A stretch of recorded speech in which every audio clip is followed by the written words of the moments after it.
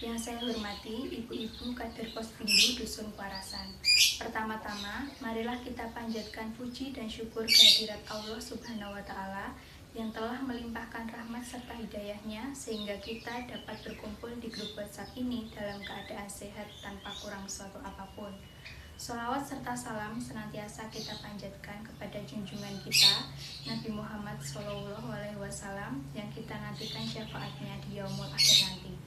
Sebelumnya, perkenankanlah saya selaku pembawa acara untuk memperkenalkan diri. Saya Zelin Mereni yang akan memandu jalannya acara pada video ini. Melalui video ini, kita akan melaksanakan pendidikan dan pelatihan kader Posbindu mengenai hipertensi dan senam hipertensi. Adapun susunan acaranya sebagai berikut. Yang pertama adalah pembukaan, yang kedua sambutan dan laporan ketua panitia, yang ketiga acara inti yaitu meliputi pemaparan materi, praktik senam hipertensi, dan pelatihan penggunaan cakram IMT. Yang keempat adalah penutup. Acara yang pertama adalah pembukaan. Marilah kita buka acara pada hari ini dengan berdoa menurut agama dan kepercayaan masing-masing. Berdoa dipersilahkan. Berdoa cukup. Acara selanjutnya adalah sambutan dan laporan ketua panitia yang akan disampaikan oleh Saudari Intan Nur Pravestri. Kepada Saudari Intan Nur Pravestri dipersilahkan. Assalamualaikum warahmatullahi wabarakatuh. Yang terhormat Ketua Kader Posbindu Ngudi Waras, yang terhormat Ibu-ibu Kader Posbindu Ngudi Waras dan teman-teman yang saya sayangi. Pertama-tama, marilah kita panjatkan puji syukur atas kehadirat Allah Subhanahu wa Ta'ala yang telah melimpahkan rahmat hidayahnya kepada kita semua sehingga kita dapat berkumpul pada acara ini dengan keadaan sehat walafiat. Serta tidak lupa juga kita panjatkan sholawat serta salam kepada junjungan kita Nabi Muhammad SAW sehingga syafaatnya bisa kita nikmati di yaumul akhir nanti. Amin. Hadirin sekalian, perkenalkan nama saya Intan Nur Pravestri. Di sini saya sebagai perwakilan kelompok untuk menyampaikan sambutan. Sebelumnya saya ucapkan terima kasih banyak kepada Ibu-ibu Posbindu Ngudi Waras yang sudah berkenan hadir dalam acara ini dan kepada teman-teman yang sudah membantu mensukseskan acara ini. Tujuan dari terselenggaranya acara ini adalah untuk meningkatkan derajat kesehatan masyarakat, salah satunya dengan senam hipertensi. Sehingga dengan adanya program senam hipertensi ini dapat mencegah penyakit hipertensi, dan kedepannya kami berharap senam hipertensi ini dapat dilakukan secara rutin sehingga dapat meningkatkan kesehatan masyarakat. Sekian sambutan dari saya, bila ada salah kata saya mohon maaf. Wassalamualaikum warahmatullahi wabarakatuh. Terima kasih kepada Saudari Intan Nur Pravestri. Selanjutnya, kita akan memasuki acara inti, yaitu pendidikan dan pelatihan kader Posbindu mengenai hipertensi dan senam hipertensi yang akan dipandu oleh Saudara Yahris Eka Septianto selaku moderator. Kepada Saudara Yahris Eka Septianto, dipersilahkan. Assalamualaikum warahmatullahi wabarakatuh. Perkenalkan, saya Yahris Eka Septianto sebagai moderator pada sesi pertama penyampaian materi kali ini. Pada sesi pertama ini akan dipaparkan dua pembahasan, yaitu yang pertama adalah pemaparan besaran materi hipertensi oleh Saudari Mega Nurdini dan Saudari Safika. Untuk pembahasan kedua akan disampaikan oleh Saudari Sukma mengenai senam hipertensi dan IMT. Kemudian pada sesi kedua akan dipaparkan dua pembahasan. Yang pertama yaitu materi praktik senam hipertensi yang akan disampaikan oleh Saudari Nurlita Hani dan Saudari Dina. Kemudian pembahasan yang kedua yaitu mengenai pelatihan penggunaan cakram IMT oleh Saudari Ayu Aprilia. Kepada Saudari Mega dan Sukma pada sesi pertama, waktu dan tempat disilakan. Assalamualaikum warahmatullahi wabarakatuh. Perkenalkan, nama saya Mega Nurdini dan rekan saya Safika. Di sini saya akan menyampaikan sedikit tentang hipertensi. Hipertensi ini merupakan suatu peningkatan tekanan darah yang melebihi batas normal, yaitu 120/80 mmHg. Hipertensi ini salah satu penyebabnya dapat terjadi karena dengan mengonsumsi garam yang berlebih. sehingga sistem keseimbangan di dalam tubuh terganggu dan memicu timbulnya hipertensi. Hipertensi ini dapat dibagi menjadi dua, yaitu hipertensi primer dan hipertensi sekunder. Hipertensi primer ini dapat terjadi karena adanya faktor penyebab hipertensi tersebut seperti faktor stres, umur, psikologis, hereditas maupun obesitas. Hipertensi sekunder ini terjadi karena adanya faktor penyakit lain seperti adanya penyakit ginjal. Hipertensi ini dapat memicu timbulnya berbagai penyakit seperti penyakit stroke, gagal jantung, penyakit ginjal maupun kematian.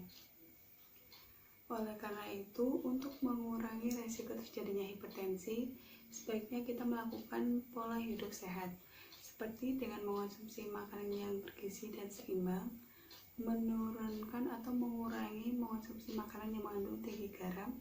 Garam di sini dapat berupa natrium yang terdapat di garam dapur, vetsin atau penyedap makanan atau micin, lalu ada baking powder, soda kue, yang biasanya banyak terdapat pada produk kecap, saus, maupun tauco. Selanjutnya, mengurangi konsumsi makanan yang diawetkan, seperti ikan asin maupun telur asin. Lalu mengurangi konsumsi makanan yang dikalengkan maupun diasinkan, seperti pada buah-buahan maupun pada sayuran. Lalu selanjutnya, selain mengonsumsi makanan yang bergizi seimbang, kita juga harus menyeimbangkan dan aktivitas fisik yang cukup, sehingga kita dapat membantu menguatkan kinerja jantung dalam mengendalikan tekanan darah. Salah satu aktivitas yang dapat kita lakukan adalah dengan melakukan senam hipertensi yang nanti akan disampaikan oleh rekan saya. Selanjutnya akan dibahas mengenai salah satu faktor penyebab hipertensi, yaitu obesitas, dan kaitannya terhadap hipertensi yang akan disampaikan oleh rekan saya Safika. Sekian yang dapat saya sampaikan, kurang lebihnya saya mohon maaf.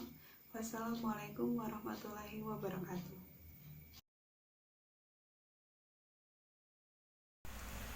Perkenalkan, nama saya Safika. Di sini saya akan menerangkan mengenai obesitas dan hubungan antara obesitas dengan hipertensi. Yang pertama, obesitas merupakan suatu kondisi terjadinya penimbunan jaringan lemak secara berlebihan atau suatu kelainan atau penyakit yang ditandai dengan penimbunan lemak secara berlebihan di dalam tubuh.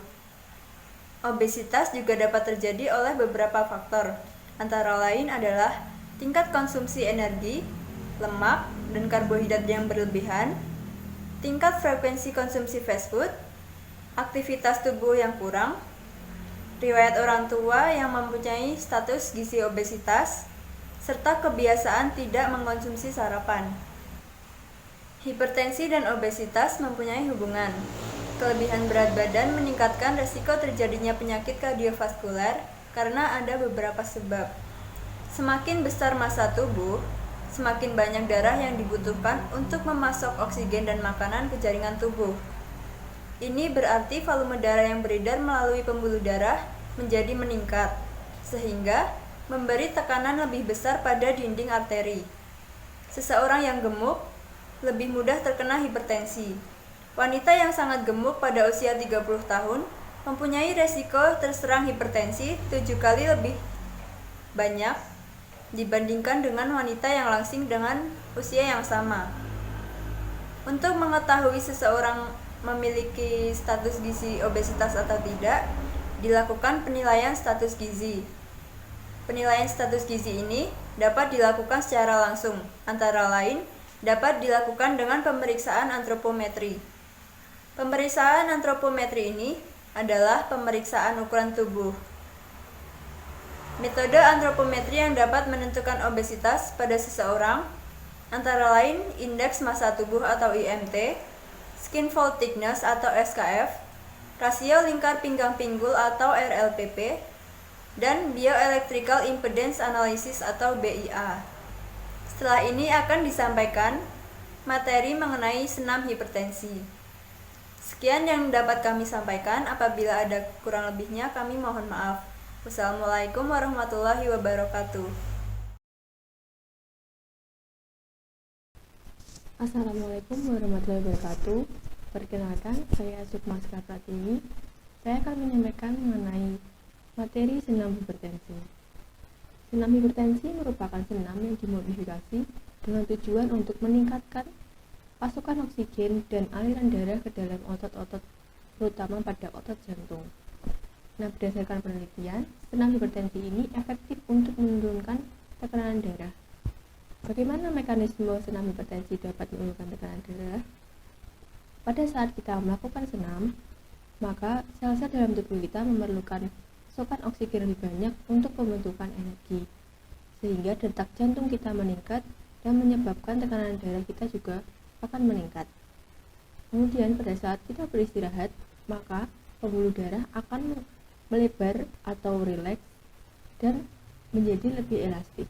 Pada saat beristirahat, pembuluh darah kita akan menjadi lebih rileks dan elastis sehingga tekanan darah akan turun untuk beberapa saat dan setelah 30-120 menit akan kembali ke posisi awal sebelum kita melakukan senam. Nah, jika kita melakukan senam hipertensi ini secara rutin, maka pembuluh darah kita akan menjadi lebih elastis sehingga tekanan darah kita akan turun. Nah, senam hipertensi ini efektif untuk menurunkan tekanan darah apabila kita melakukannya selama 3-5 kali dengan durasi waktu 20-60 menit. Nah, manfaat lain dari senam hipertensi ini yaitu untuk meningkatkan daya tahan jantung, membakar lemak-lemak dalam tubuh, meningkatkan kelentukan, dan membuat tubuh kita mampu melakukan olahraga lain. Senam hipertensi ini dilakukan secara bertahap mulai dari intensitas ringan sesuai dengan kemampuan kita. Senam hipertensi diawali dengan gerakan pemanasan seperti senam-senam pada umumnya, kemudian gerakan inti, dan kemudian pendinginan. Nah, untuk gerakan-gerakan senam hipertensi yang lebih jelas akan dipraktekkan oleh teman saya nanti. Sekian yang dapat saya sampaikan. Kurang lebihnya mohon maaf. Wassalamualaikum warahmatullahi wabarakatuh. Assalamualaikum warahmatullahi wabarakatuh. Saya Fathihatun Romani akan memaparkan materi tentang IMT atau Indeks Massa Tubuh. Indeks Massa Tubuh atau IMT merupakan indikator kekurusan dan kegemukan. Banyak penelitian yang menunjukkan bahwa IMT, gemuk, dan obesitas mempengaruhi tekanan darah, bahkan hipertensi. Mengapa demikian? Dikarenakan pembuluh darah arteri maupun vena kemungkinan besar dipenuhi karat lemak, sehingga menyebabkan tekanan darah semakin meningkat. Lalu bagaimana cara mengetahui IMT kita? Ada dua cara, yaitu metode perhitungan dan cakram IMT. Berikut adalah cara mengukur IMT dengan metode perhitungan. IMT adalah berat badan secara kilogram dibagi tinggi badan secara sentimeter, kemudian tinggi badan itu akan dikuadratkan. Nah, hasilnya akan diketahui ketika kita bandingkan dengan standar IMT. Standar IMT ada dari WHO dan juga ada di Indonesia. Yang di Indonesia itu klasifikasinya kurang dari 17 sama dengan kurus, kemudian 17 sampai 18,4 yaitu kurus lagi tapi tingkatnya ringan, kemudian 18,5 sampai 25 adalah normal, kemudian 25,1 sampai 27 itu kegemukan, sedangkan lebih dari 27 adalah obesitas. Terima kasih atas kerjasamanya dan perhatiannya. Wassalamualaikum warahmatullahi wabarakatuh. Baik, kedua bahasan sudah disampaikan oleh masing-masing pemateri. Saya akhiri untuk sesi pertama ini. Kepada saudari Nurlita Hani, Dena, dan Ayu April, untuk sesi kedua, waktu dan tempat disilakan.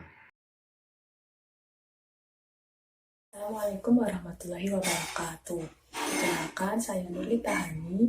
Di sini saya akan memberikan video tentang senam hipertensi yang akan dipraktekkan atau dicontohkan oleh teman saya yang bernama Putri Novitasari. Berikut video.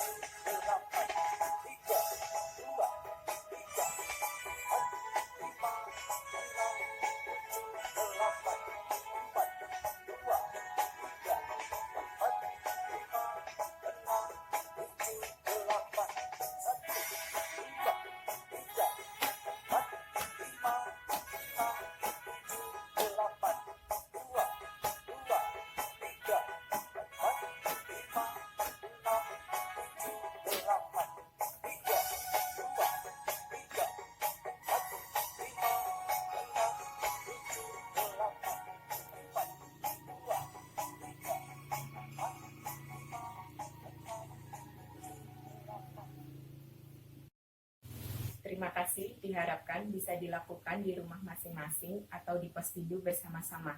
Salam sehat. Ya, itu tadi cara senam hipertensi yang telah dipraktikkan oleh rekan saya. Bagaimana? Cukup mudah kan? Nanti diharapkan bisa diterapkan di rumah masing-masing untuk peregangan atau mungkin nanti bisa bersama-sama di posbindu. Sekian dari kami, bila ada kesalahan kami mohon maaf. Wassalamualaikum warahmatullahi wabarakatuh.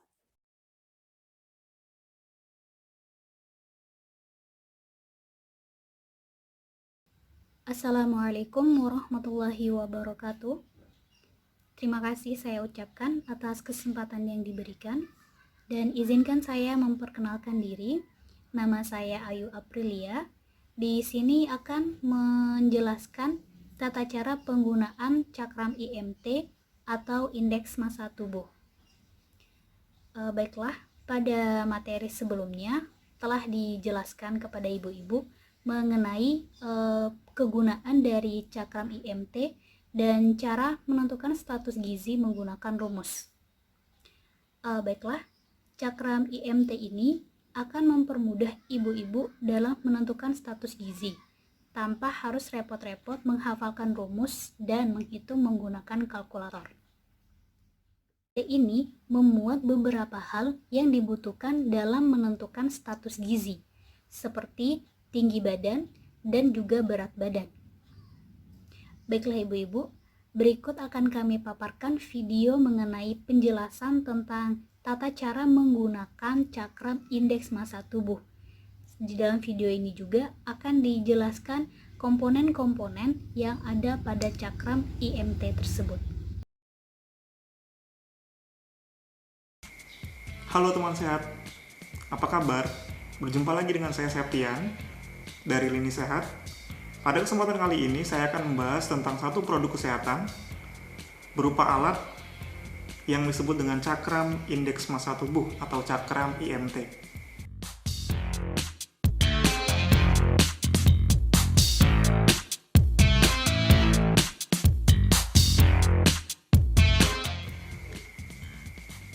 Indeks massa tubuh atau IMT adalah indikator awal untuk menentukan apakah tubuh teman sehat, termasuk tubuh yang kurus, normal, gemuk, atau obesitas. Bagaimana caranya? Cakram ini dengan mudah dapat menentukan indeks massa tubuh teman sehat. Kita dapat lihat, cakram IMT ini terdiri dari dua lapis. Yang pertama adalah lapis yang paling atas berwarna kuning, tinggi badan dengan satuan meter, ingat ya, meter. Lalu yang kedua, lapis kedua yang berwarna biru untuk berat badan dengan satuan kilogram. Untuk cara menggunakannya, yang pertama, teman sehat harus tahu dulu berapa tinggi badan dan berat badan teman sehat. Untuk saya, tinggi badan saya adalah 170 cm dengan berat badan 68 kg. Maka saya akan cari di cakram yang berwarna kuning, lapis pertama 1,7 meter. Karena 170 cm sama dengan 1,7 meter. Lalu di cakram yang kedua, saya akan cari 68 kg. 68 kg. Lalu angka 1,7 dan 68 akan saya satukan. Garisnya saya luruskan. Sudah? Teman sehat juga dapat melihat di sini ada jarum berwarna merah yang menunjukkan apakah IMT saya normal, gemuk, kurus, atau obesitas. Dalam kasus saya tadi, karena saya memiliki tinggi badan 1,7 meter dan berat badan 68 kg, yang saya satukan dalam satu garis lurus, jarum warna merah ini menunjukkan ke bagian hijau atau ada tulisannya normal. Berarti IMT saya adalah normal. Beda halnya jika saya memiliki berat badan 100 kg dengan tinggi badan yang tetap 1,7 meter. saya akan mencari angka 1,7 pada cakram lapis pertama.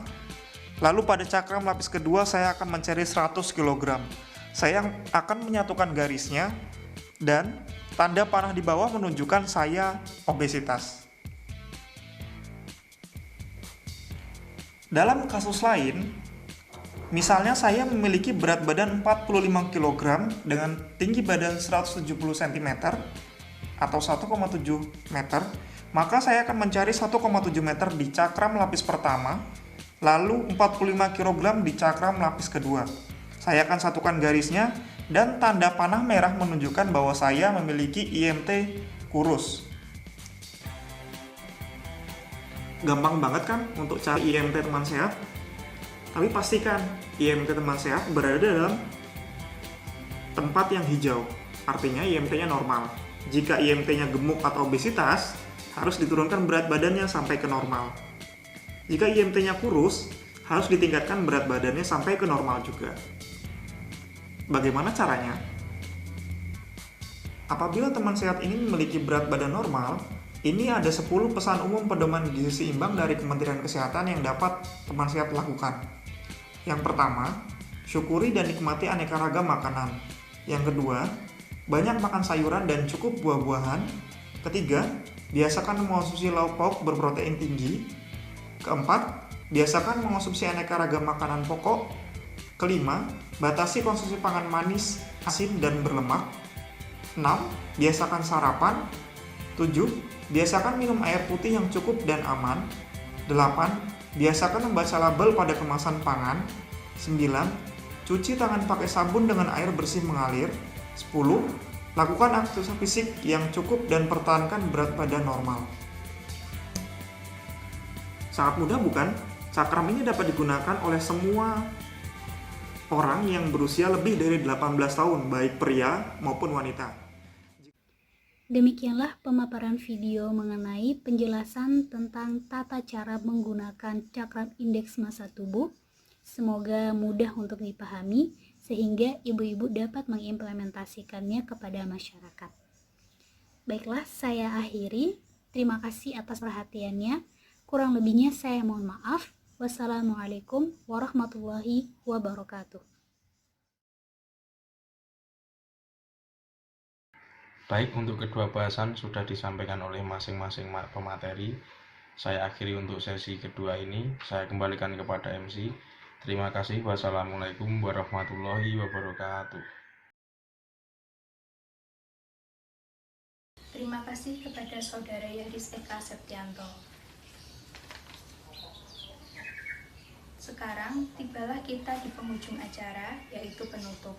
Marilah kita tutup acara pada hari ini dengan berdoa menurut agama dan kepercayaan masing-masing. Berdoa dipersilahkan. Berdoa cukup. Terima kasih atas perhatiannya. Saya mewakili panitia dan rekan mahasiswa yang bertugas meminta maaf apabila ada kekurangan dari serangkaian acara ini. Dan apabila ada salah kata maupun perbuatan dari kami memohon maaf yang sebesar-besarnya. Wabillahi taufiq wal hidayah. Wassalamualaikum warahmatullahi wabarakatuh.